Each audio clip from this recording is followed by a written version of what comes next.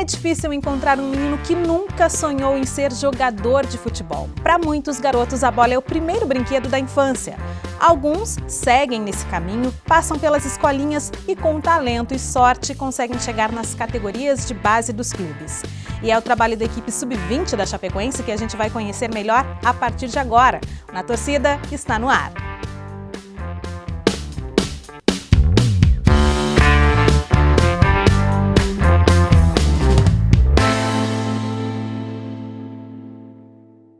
Olá, hoje os nossos convidados são Max Oliveira, o técnico da categoria de base, Gustavo Pires, o Guto, preparador físico, e o Guedes, que é volante da Chapecoense Sub-20. Sejam muito bem-vindos, é um prazer tê-los aqui conosco hoje.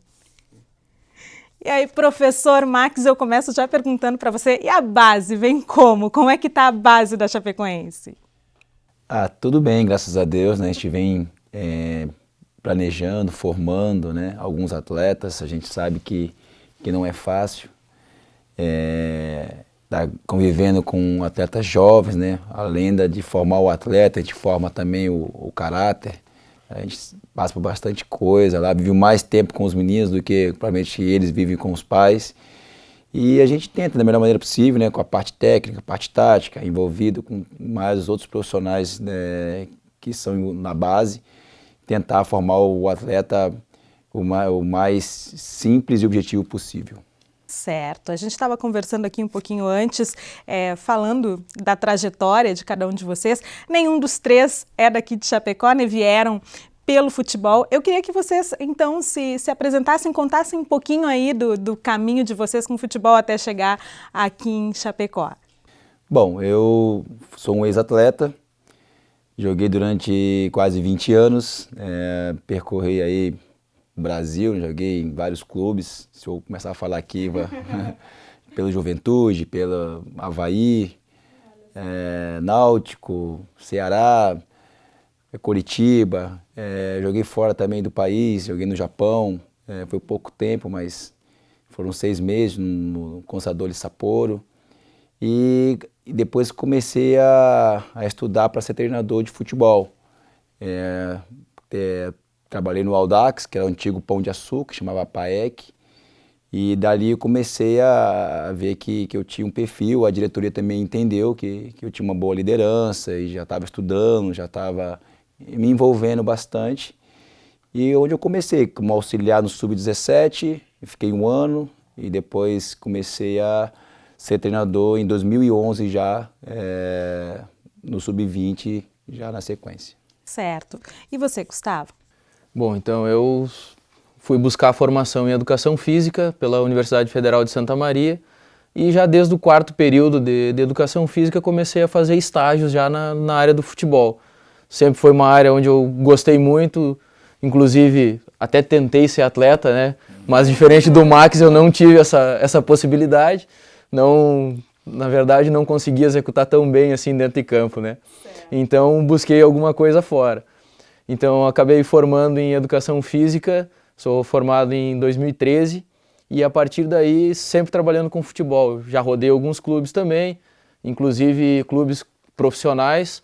Trabalhei primeiramente no Rio Grandense em Santa Maria, que foi o clube onde abriu as portas para estágio, e logo após aí rodei um pouquinho lá no interior do Rio Grande do Sul.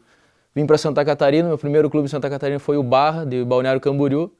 Logo depois tive uma passagem pelo Metropolitano, onde eu fiz a preparação física durante a Série A do Campeonato Catarinense, onde trabalhei aí com alguns nomes aí reconhecidos hoje no futebol, como o Valdir Espinosa, que foi campeão com o Grêmio em 83, e seguimos aí agora na Chapecoense. Depois ainda tive uma volta a Santa Maria, trabalhei no Inter de Santa Maria, e aí foi quando cheguei em 2017 na Chapecoense. Então desde junho de 2017 aí estou fazendo parte da Chapecoense. Certo, você chegou um pouquinho antes, né? Eu cheguei em 2016, né?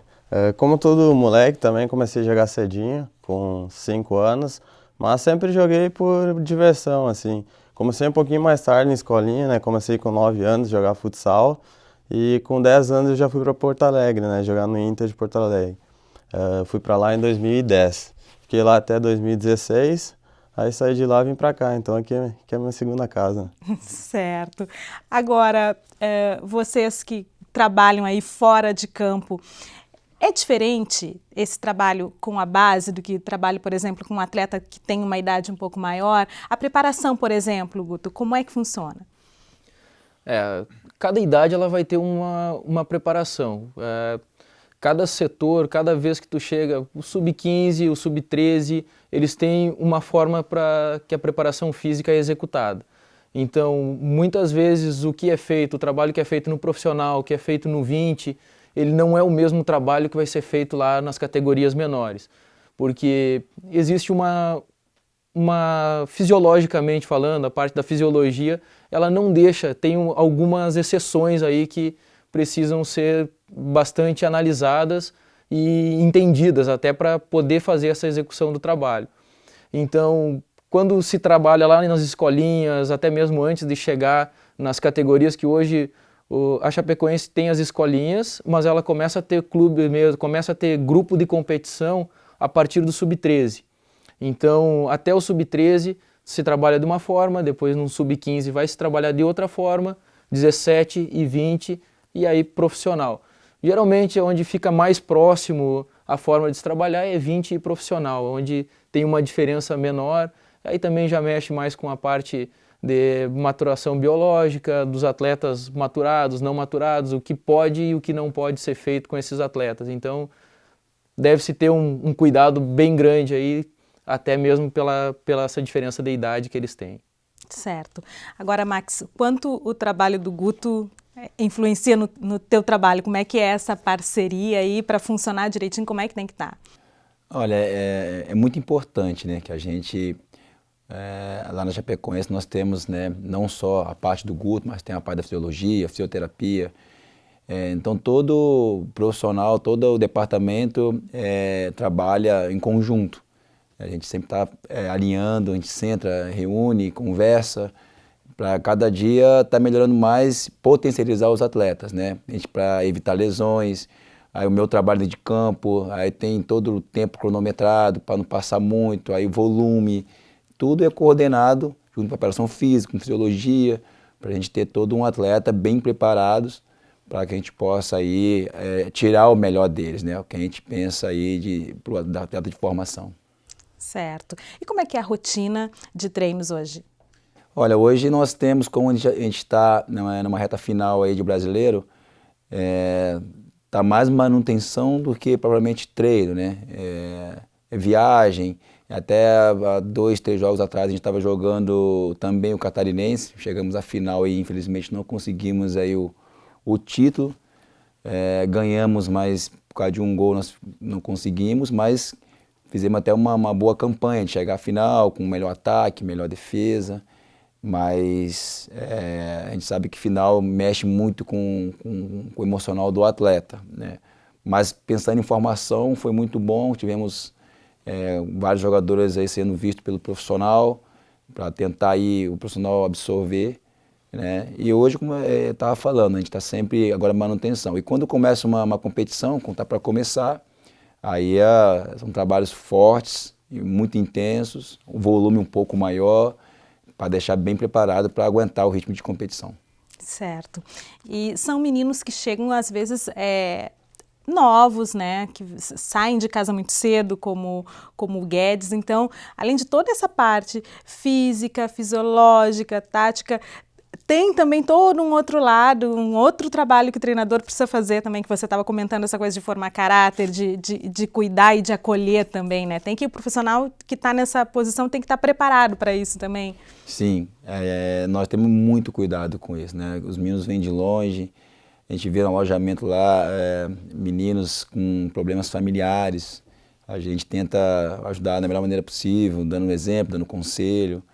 E é o que tem feito, né? Não, como eu falei, não é só o campo, não é só o futebol, mas envolve, às vezes, o psicólogo, que o clube também tem a parte da psicologia, que acaba ajudando os meninos, né? E conversa, a gente passa para o psicólogo conversa com a gente para a gente ter um tratamento. Às vezes, no treino, você vai chamar uma atenção de um atleta e ele acaba agindo de uma maneira diferente, então, e não é o habitual dele. A gente vai procurar entender, aí ver que tem problema atrás, né? Problema de família, alguma coisa relacionada a isso, e a gente tenta ajudar da melhor maneira possível.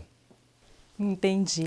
Guedes, como é que foi a tua experiência? Você saiu muito cedo de casa, foi novinho para Porto Alegre, você tem irmãos, a tua família é grande. Como é que foi lidar com essa distância, com essa separação ao longo aí da tua adolescência, entrar na juventude, sempre longe de casa, assim? Então, eu saí muito cedo de casa, né? Foi com 10 anos. E para mim foi um choque bem grande, né? Porque eu saí de uma cidade com 12 mil habitantes para Porto Alegre tem 1,5 milhão, né? E quando eu fui para lá, minha mãe acabou indo junto comigo, né? Porque com 10 anos não podia ficar em alojamento e tudo mais. Mas eu deixei minha irmã, né? Que é mais velha, ela ficou em casa em Tapera, né? Daí teve que ficar com a minha avó. E no começo foi bem difícil, chorava todo dia, sentia bastante falta da escola, dos amigos. E o estilo de vida em Porto Alegre também era diferente do que eu vinha vivendo. Então no começo foi bem difícil, mas eu acabei amadurecendo bastante, né? Por um lado, esse sofrimento foi bom, né? Para me moldar como pessoa, como jogador também.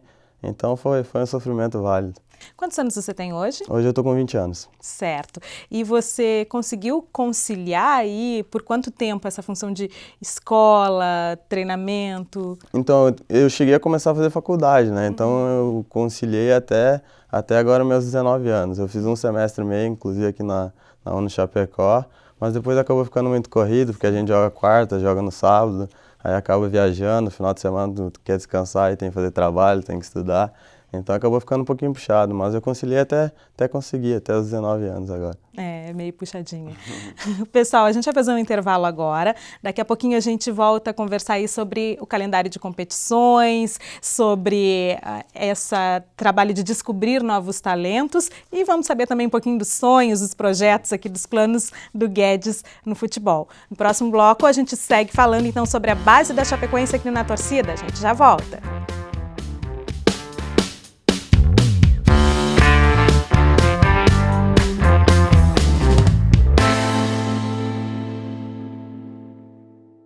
O impossível precisa ser questionado.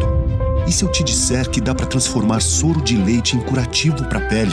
Ou quebrar fronteiras e levar a universidade para as terras indígenas da região? Sua pupila e células neurais se expandem quando você vê algo novo. É possível o conhecimento mudar o mundo, o seu e ao seu redor. Acredite. UNO Chapecó.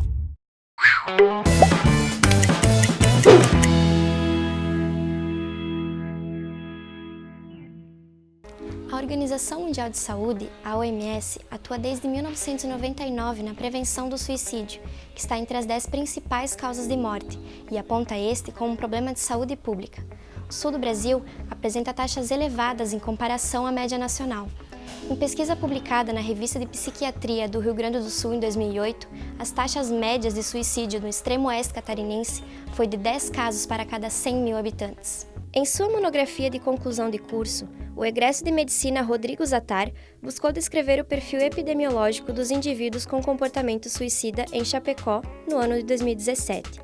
Rodrigo entrevistou 189 pessoas para obter informações pessoais básicas, história psiquiátrica prévia e comportamento suicida.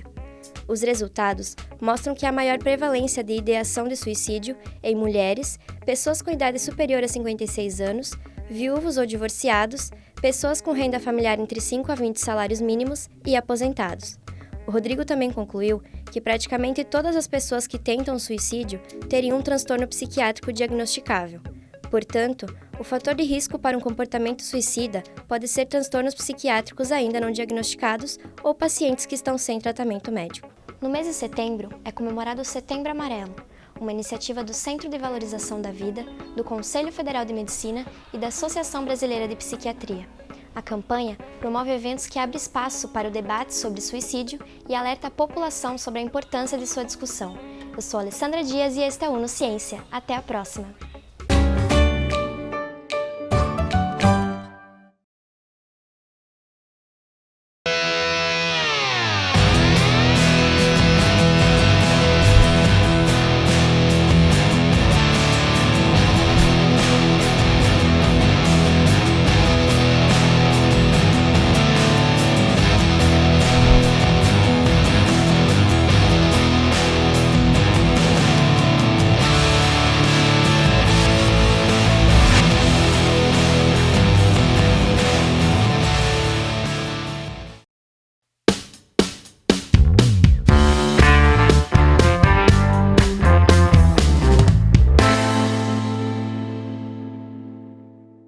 Estamos de volta com Na Torcida e agora é hora do quadro de medalhas. Confira.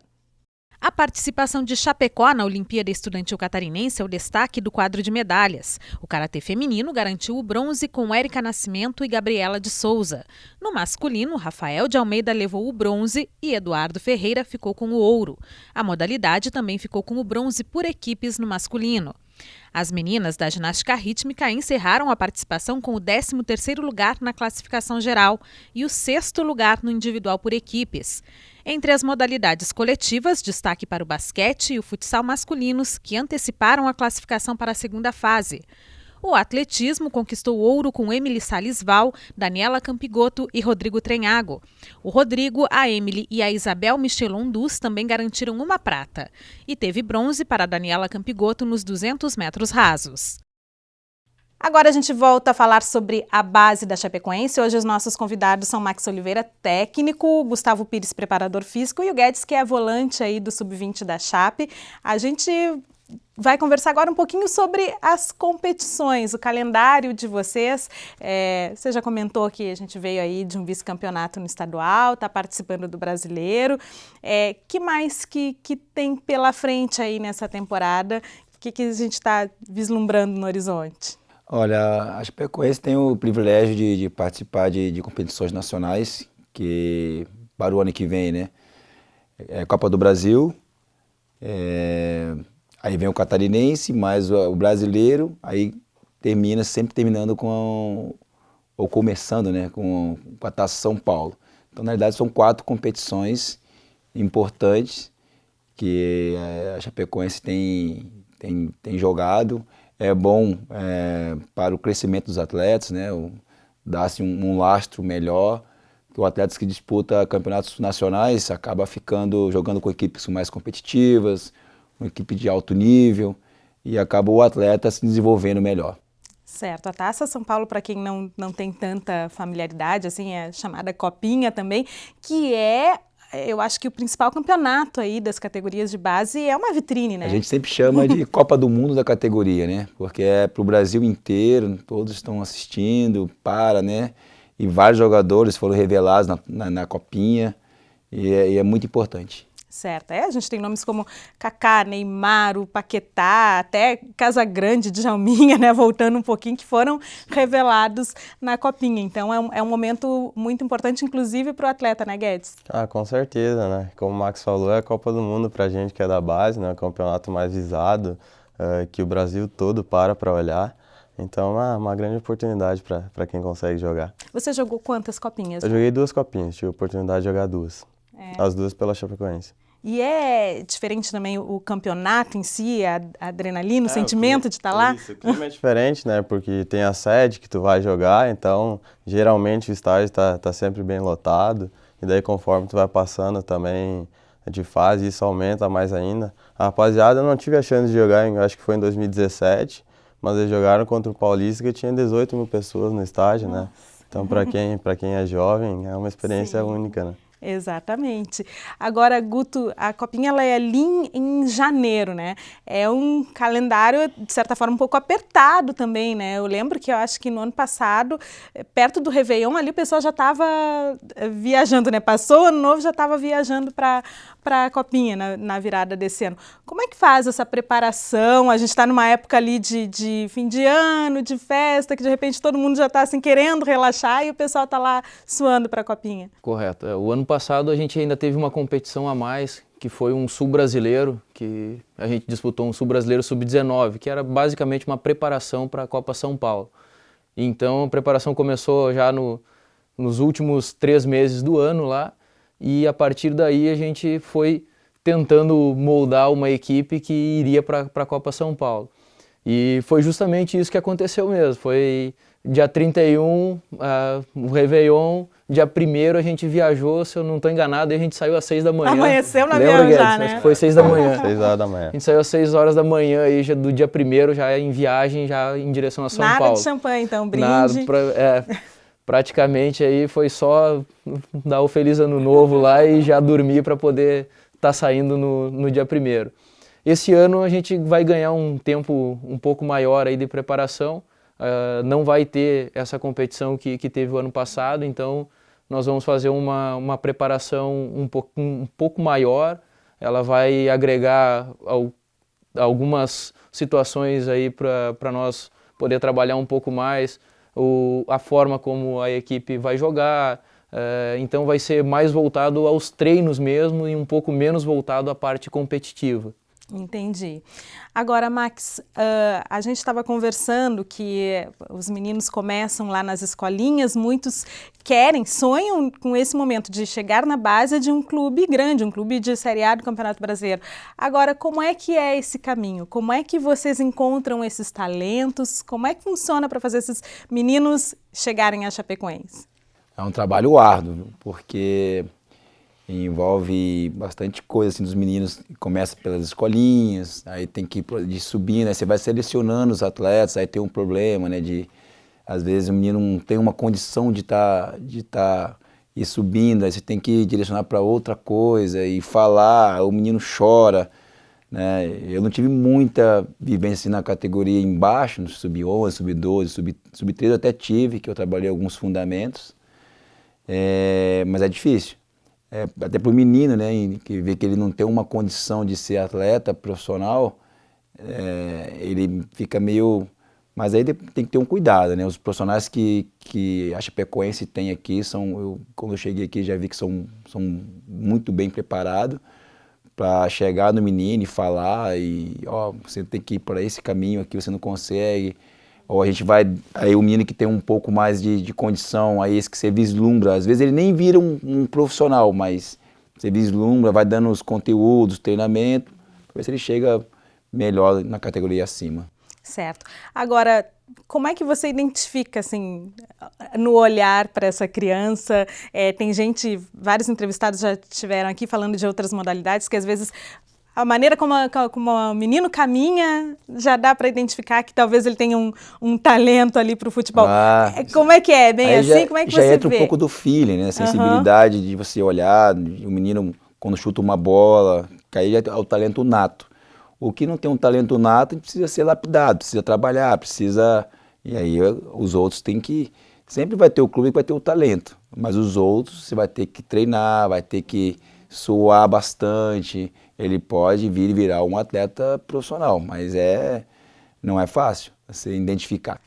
Porque o talento sem a disciplina e a preparação, aí ele não age sozinho também, né? Na verdade, e os meninos, eles às vezes não entendem isso, né?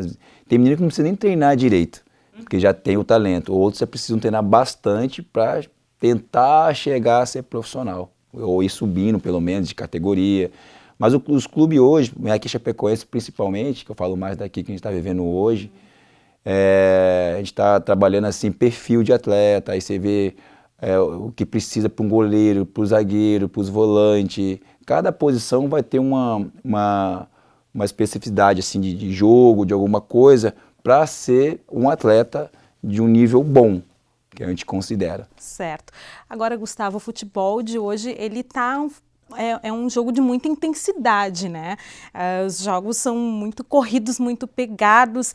E aí, como é que a gente prepara esse menino que às vezes está ali numa transição de adolescência para a juventude para aguentar 90 minutos, às vezes, de partidas com tanta intensidade, assim? Não é tão fácil assim, mas a gente vem sempre tentando buscar, tentando agregar também junto com o modelo de jogar, com a forma de jogar, trabalhando bastante também a parte física, que geralmente nessa idade, na adolescência e ali final de adolescência, é onde a gente consegue ter o ganho de força, o ganho de intensidade, fazer com que o atleta consiga suportar mais tempo, consiga chegar com mais qualidade durante os treinamentos, mas também são algumas situações também que a gente também precisa trabalhar com a parte fora do campo também.